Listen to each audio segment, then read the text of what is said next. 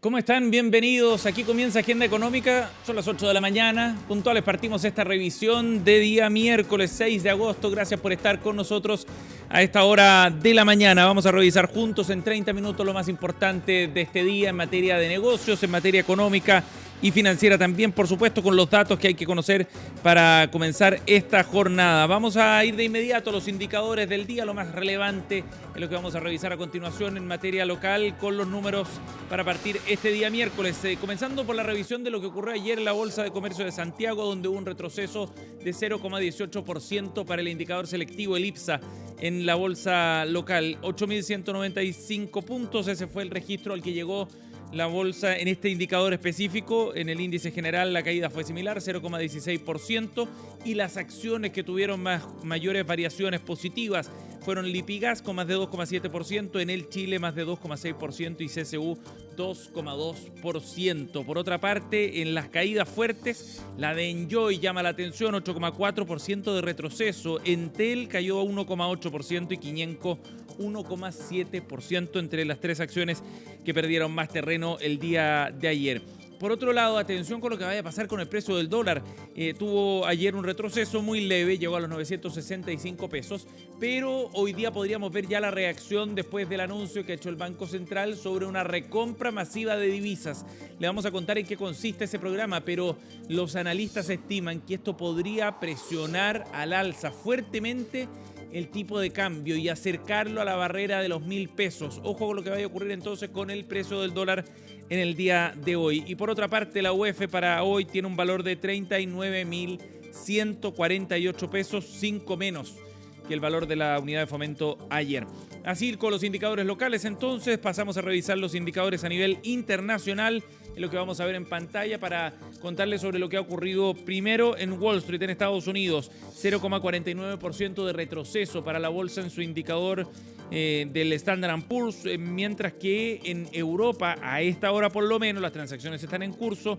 El movimiento es positivo, 0,2% en Londres, 0,1% en Alemania, como algunos de los datos importantes para tomar como referencia el día de hoy. Mientras que el cobre está subiendo, llega a $4.42 y el petróleo también sube, día de alzas para los commodities. Más de 1,5% sube el crudo y llega a 66,16 el barril. Parte de lo que está ocurriendo en los indicadores a nivel internacional. 8,3. Avanzamos a la revisión de las portadas a esta hora en Agenda Económica. Vamos a dar un vistazo a lo que está ocurriendo entre los temas más importantes del día y comenzamos la revisión con el diario Pulso, suplemento de La Tercera para revisar los temas más importantes y los titulares de esta mañana. Comenzamos con esta revisión porque el titular principal apunta a los efectos que ha tenido el trabajo de Contraloría en la fiscalización que se está llevando adelante y en el uso de licencias médicas en particular, que notan su menor nivel desde el año 2022, dice el diario Pulso, excluyendo meses de vacaciones. Es bien interesante el análisis que hace en su edición de hoy este medio porque profundiza en los efectos que está teniendo ya el trabajo de Contraloría, no solo en detectar irregularidades, sino más bien en disuadir que esas irregularidades se repitan en el tiempo. Y eso es súper relevante a la luz de los casos que se han conocido tanto en funcionarios públicos del gobierno central o municipios como en las Fuerzas Armadas y de orden. En el primer mes, tras la primera denuncia que hizo Contraloría, las licencias médicas en junio llegaron a 572.309 licencias. Es el menor nivel para un mes desde 2022.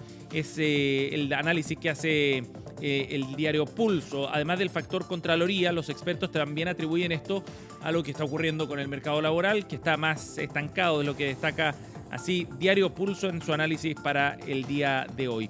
Otro de los titulares, revisamos más abajo, Banco Central informa de este programa de compra de $18.500 millones en 3 años. Para restituir reservas, el precio podría acercarse entonces a los 1.000 pesos. Ya vamos a estar profundizando en este tema.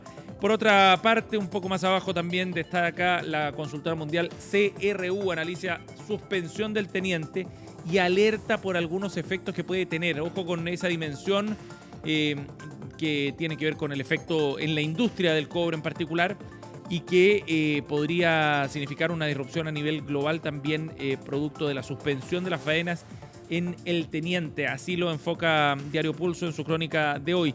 Destaca, de hecho, esta consultora con sede en Londres, que la menor producción podría influir en la meta que tiene para fines de año Codelco en términos de producción. Así con los titulares entonces más importantes de esta mañana de Diario Pulso. 8:06, avanzamos a otro de los titulares de esta mañana. Nos vamos al Diario Financiero, que trae una noticia del ámbito de los negocios bien interesante en el mercado local, porque la familia Briones se despide de Cementos Bio Bio. Una firma belga lanzará la OPA, una oferta pública de acciones, para quedarse con el control de la cementera. Lo destaca así Diario Financiero. Entonces, el pacto compromete a los principales accionistas a vender la totalidad de sus papeles en una operación que valora a la compañía en cerca de 505 millones de dólares. Y ayer se confirmaba entonces ya la disputa, cómo se va zanjando la disputa por Cementos Bio Bio.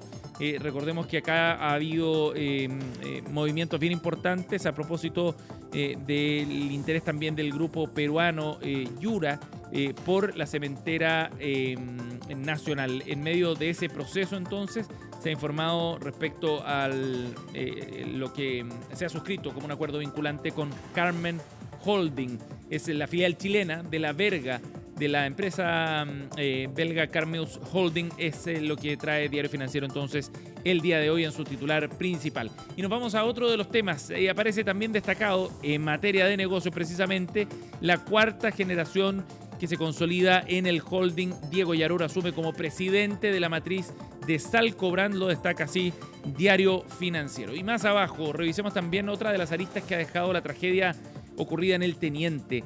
Todo esto fue totalmente fortuito y no pasa por un tema de seguridad. Lo destaca Dominique Viera, presidenta de la Asociación de Proveedores Industriales de la Minería, en otro de los titulares que trae Diario Financiero. A propósito, como decíamos, de esta tragedia, ayer se han desarrollado ya los funerales de algunos de los trabajadores que murieron, de los 6 trabajadores que murieron en El Teniente. A propósito de esto, la ministra de Minería, Aurora Williams, dijo que Máximo Pacheco cuenta con la confianza del gobierno para llevar adelante este proceso. Así lo destaca Diario Financiero. Los titulares entonces de esta mañana. Y la revisión de estos temas la vamos a cerrar con un sitio internacional.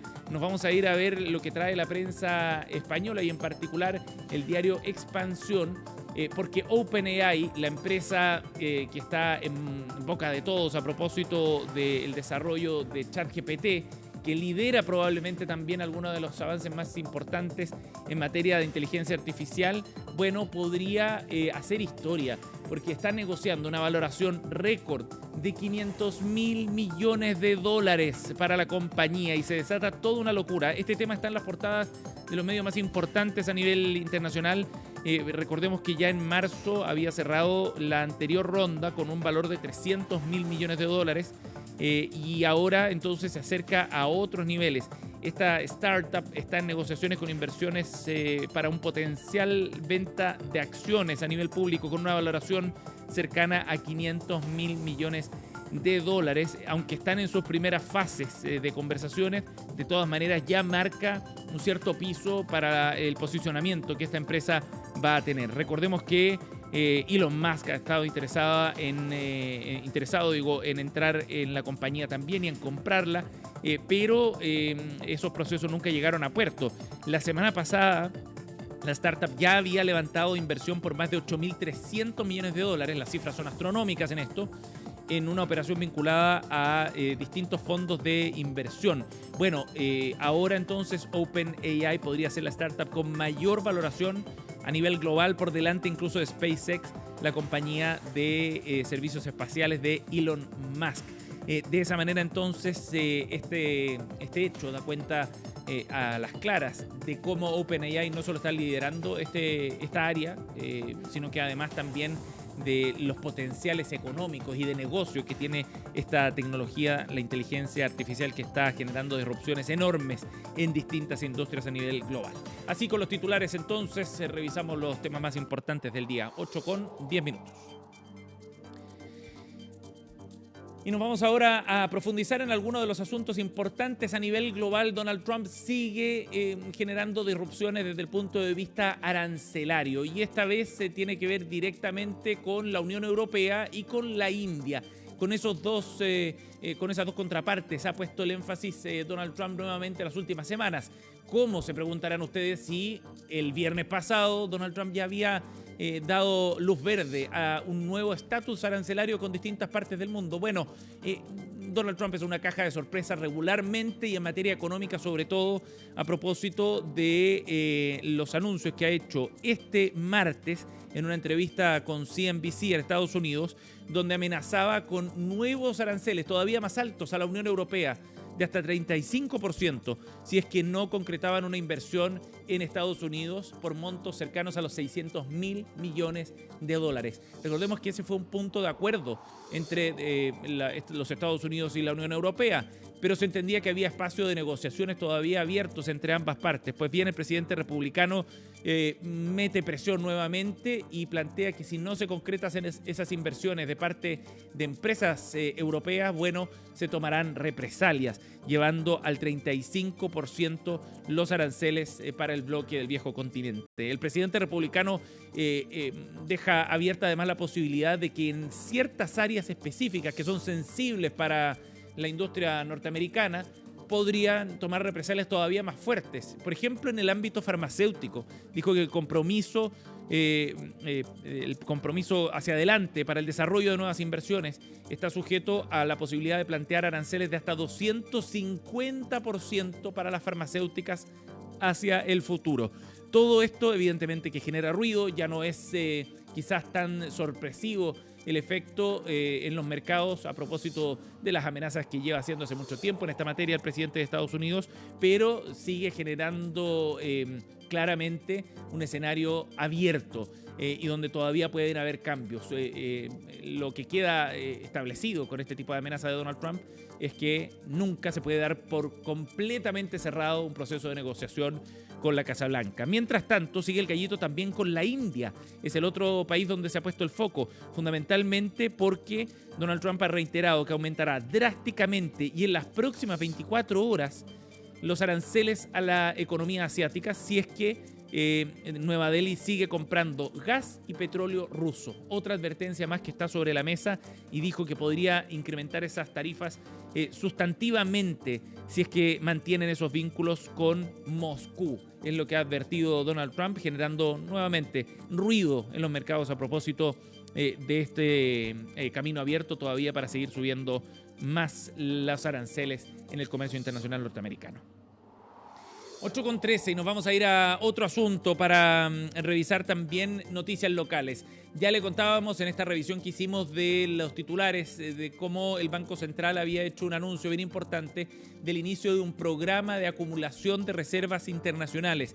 Pues bien, este proceso se va a dar en un plazo de 3 años con compras por hasta 25 millones de dólares diarios. Eso es lo que se ha anunciado por parte del Banco Central. Y el anuncio, evidentemente, que va a tener repercusiones en el mercado a nivel local, porque está vinculado directamente con el precio del tipo de cambio, con el precio del dólar precisamente. Esto va a tener un efecto desde el punto de vista del tipo de cambio actual, que está bordeando los 960 pesos.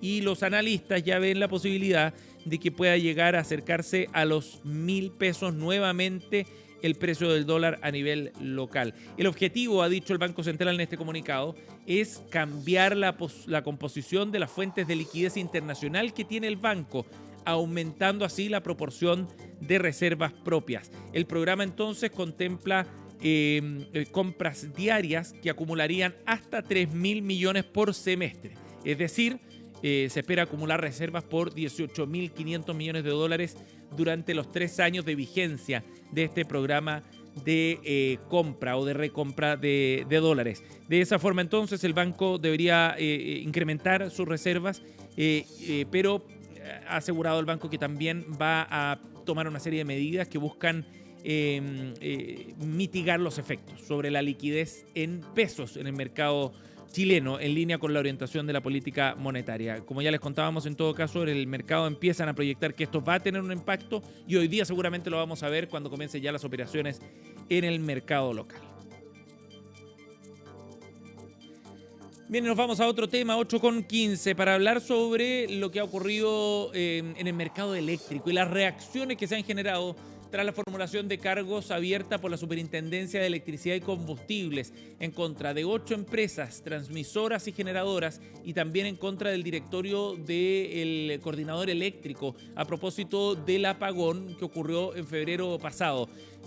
Más allá de las sanciones que se están persiguiendo por esta formulación de cargos y de las multas asociadas, lo que ha quedado también al descubierto con esta formulación de cargos y con la investigación que ha llevado adelante la superintendencia es la vulnerabilidad del sistema eléctrico, fundamentalmente por la forma en la que actuó el directorio del coordinador eléctrico, la acusación que plantea la superintendencia, y también por la forma en la que reaccionaron las empresas involucradas, fundamentalmente aquellas de transmisión, al momento de producirse este apagón que se produjo en el norte de nuestro país, en líneas de transmisión del norte de nuestro país. Eso ha dejado al descubierto un escenario de cierta vulnerabilidad, de inseguridad en el sistema eléctrico que fue analizado ayer por distintos expertos. Los invito a que escuchemos primero a Javier Bustos, es el director ejecutivo de la Asociación de Clientes Eléctricos No Regulados, quien daba su mirada sobre lo que ha revelado esta investigación de parte de la Superintendencia de Electricidad y Combustibles. Nos preocupa que no se haya avanzado todavía en una discusión normativa, de cambios reglamentarios, de cambios de procedimientos, para justamente evitar este tipo de contingencias a futuro. Por el momento ha habido una focalización en investigar naturalmente las responsabilidades, qué es lo que ha pasado, pero nosotros creemos que es fundamental empezar a trabajar desde ya en justamente qué es lo que hay que hacer para que esto no vuelva a ocurrir, porque evidentemente el impacto para el país fue mayúsculo. Claro, y eso es lo que se busca mitigar de aquí en adelante, es tomar las lecciones de cómo funcionó el sistema, de cuáles fueron los errores, no fue uno solo, y de esa forma entonces generar cambios en el sistema, eventualmente incluso en regulación, si es que fuera necesario, para poder avanzar hacia un sistema que opere de manera más segura. Recordemos que de acuerdo a lo que ha estimado el Ministerio de Energía, esto generó un efecto de cerca de 450 millones de dólares en pérdidas a nivel nacional, producto de la paralización en el suministro eléctrico en el mes de febrero. Y por lo mismo, entonces, con todas las implicancias que eso tuvo, no solo a nivel productivo, sino también a nivel doméstico y en la cotidianidad, digamos, del día a día de cada uno de los chilenos, bueno, es que se genera entonces o se plantea la necesidad de reforzar el sistema. Rodrigo Castillo, exdirector ejecutivo de Asociación de Empresas Eléctricas, también entregó su visión al respecto. Una parte que podríamos llamar orgánica institucional, es decir, la manera en que el coordinador eléctrico opera, y otra que tiene que ver efectivamente con infraestructura, inversiones, mantenimiento, etcétera. Yo tengo confianza que lo primero debería tender a mejorar. Sin embargo, los trabajos que se requieren para asegurarnos de que algo así no vuelva a ocurrir son más lentos, son más largos, requieren inversión, infraestructura, planes de acción, y por lo tanto, dado que llevamos algunos meses nada más desde estos eventos, yo te diría que es muy probable que mucho de eso esté aún pendiente. Bien, con esta información, 8:19, nos vamos a ir a la pausa para seguir revisando más informaciones al regreso. Continuamos de inmediato con más de Agenda Económica AM.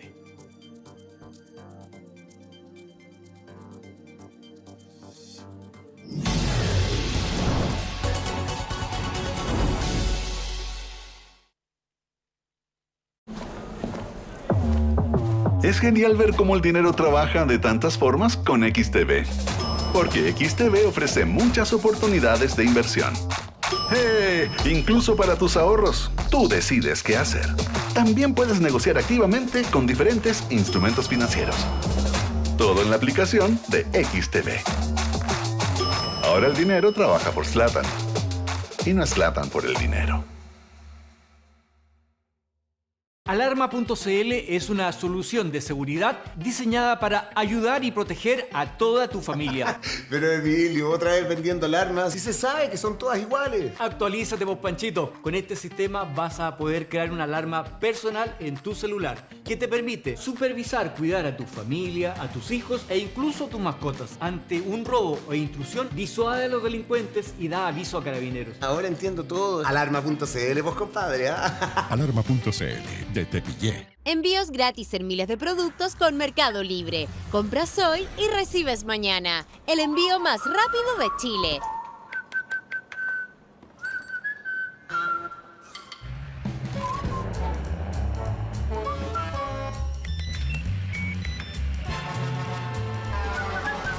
Personas y tecnología en perfecta armonía.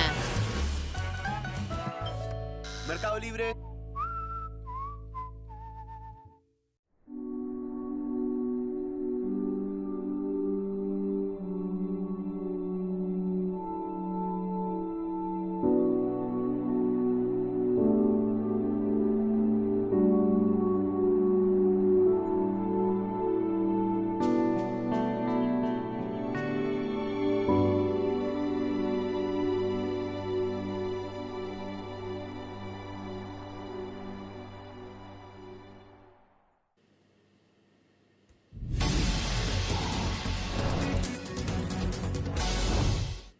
Ocho de la mañana con 22 minutos y estamos de vuelta. Seguimos aquí en Agenda Económica AM para revisar otro tema bien interesante y la polémica que se ha generado por cambios en el sistema bancario a nivel local, en particular por el término de la tarjeta de coordenadas y su uso en el sistema bancario a nivel nacional. Desde el 1 de agosto pasado, debido a una modificación regulatoria, los bancos dejaron de utilizar la tarjeta de coordenadas como el mecanismo de seguridad para acceder a plataformas digitales y a servicios financieros a través de las páginas bancarias. Estas tarjetas, que son estos plásticos que tenían coordenadas que permitían, por ejemplo, dar luz verde a una transacción a través de la plataforma bancaria, bueno, ya no están vigentes. Y esto responde, como decíamos, a medidas de seguridad que se han ido adoptando desde la Comisión para el Mercado Financiero. El problema es que afecta directamente a algunos usuarios del sistema financiero que no están tan familiarizados con plataformas digitales o con la utilización de aplicaciones en el celular para poder activar transacciones bancarias en las plataformas web de los bancos. Esa es la duda que se ha generado. Y la controversia tiene que ver fundamentalmente con los adultos mayores y cuán familiarizados están o no con estos sistemas digitales. El término de las tarjetas de coordenadas ha sido planteado directamente como un problema para ellos y que los margina de alguna forma del uso de los sistemas financieros. Bueno, ayer en CNN Chile reporteamos este tema y conversamos con el director de Supervisión de Conducta de Mercado de la CMF, Daniel García, quien explicaba cuál era el alcance de esta medida y por qué se había adoptado. Escuchemos qué fue lo que dijo primero. La CMF monitorea que las instituciones financieras implementen todas las medidas necesarias para garantizar a sus clientes y usuarios el acceso permanente y continuo a sus productos y servicios financieros. Por lo anterior, como CMF hemos requerido informar respecto de cómo las entidades han informado la implementación de estos ajustes a sus clientes, de manera que las personas puedan seguir utilizando de manera confiable y segura sus productos financieros. La CMF entonces ha tratado de interceder frente a los bancos de alguna manera para generar condiciones que permitan a los usuarios, a los clientes, sobre todo a aquellos con mayores dificultades en el uso de plataformas digitales, a la utilización para garantizar la continuidad en el servicio. Bueno, de todas maneras, no para todos resulta tan sencillo utilizar una aplicación que es la que entrega las coordenadas para poder avanzar en el uso de las plataformas web de los bancos. Y eso es lo que se ha planteado también desde organizaciones de adultos mayores, que han defendido el uso de estas tarjetas de coordenadas o que por el contrario critican que todo se concentre a través del uso de celulares, sobre todo cuando la alfabetización digital en estos grupos etarios es probablemente menor o a lo menos les resulta más difícil utilizar este tipo de funcionalidades. Desde la Asociación de Bancos, Luis Opaso, gerente general del gremio que reúne al sistema bancario, también se refirió a este tema. Escuchemos qué fue lo que dijo. Entendemos, y ha sido evidente en la prensa, a través de distintos medios, que esto ha generado un grado importante de inquietud entre nuestros clientes, especialmente las personas mayores y aquellos que están menos familiarizados con los medios digitales. Por eso creemos que es importante que nuestras regulaciones, especialmente en este tipo de medidas, busquen un equilibrio entre seguridad, pero también buscando que los clientes tengan un adecuado uso de estas y también que responda a las distintas realidades en materias de pagos. Esa era la visión entonces desde el gremio que reúne a los bancos, desde Conecta Mayor, una fundación que aborda precisamente temas de políticas públicas vinculados a los adultos mayores. Han enfatizado en que la digitalización en el segmento de los adultos mayores sigue siendo baja, especialmente con el uso de los celulares, y por lo mismo entonces resulta este un obstáculo importante para su inclusión en el mercado financiero. De hecho, solo el 23%, de acuerdo a datos de Conecta Mayor, sabe hacer trámites por internet sin la ayuda de terceros. Y 3 de cada 4 personas mayores tiene un teléfono, pero lo ocupa solamente para realizar o recibir llamadas. Lo que da luces bien claramente del efecto que puede tener esta medida regulatoria. Andrés Herrera, director nacional del CERNAC, también nos entregaba su visión y cómo el Servicio del Consumidor está monitoreando este tema. Son las instituciones financieras las que tienen el deber de informar de manera clara y oportuna sobre los nuevos métodos y ofrecer también un apoyo personalizado cuando existan dudas o dificultades de los consumidores. Por eso que las y los consumidores tienen derecho a recibir una atención inclusiva, a ser orientados, a ser informados y no enfrentar discriminación al momento de operar con sus medios de pago. 8:27, vamos a cambiar de tema y nos vamos ahora a la arena política a propósito de la carrera presidencial y los anuncios que ya se han hecho en algunos equipos de campaña. Y vamos a profundizar en particular en un tema, en la propuesta que ha hecho Janet Jara de alcanzar un salario vital en su mandato de 750.000 pesos. Fue compromiso de campaña en las primarias, lo ha mantenido también como una idea central dentro de su propuesta y los lineamientos que ha trazado hasta ahora, siendo candidata del oficialismo.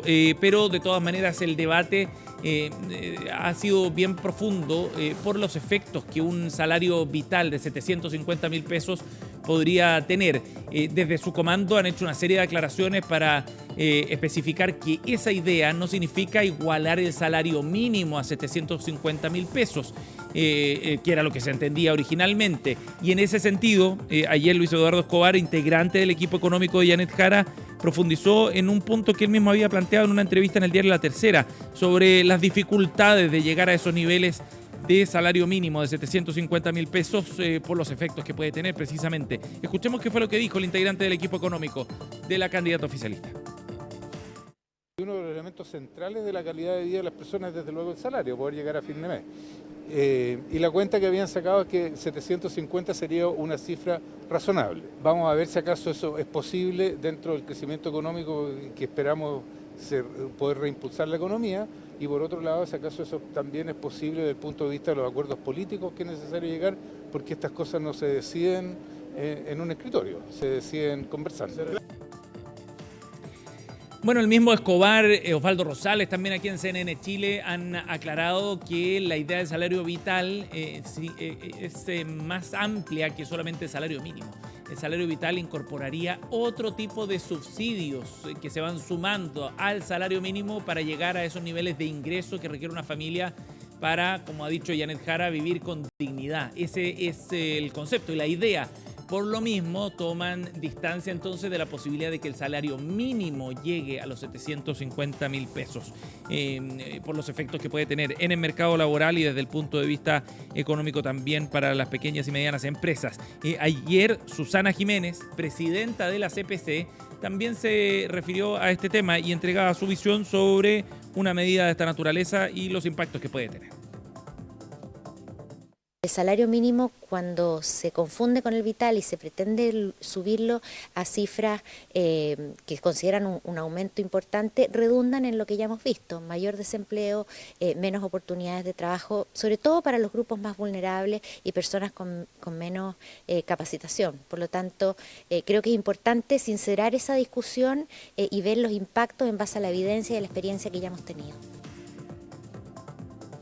Debate que sigue abierto, por cierto, en medio de la preparación del programa de gobierno de Janet Jara. Ya veremos de qué forma se incluye este tema cuando esté concluido ese proceso. Nos vamos con esta información, 8:31. Gracias por acompañarnos en Agenda Económica. Pronto comenzamos CNN Chile Radio con Carola Rejola.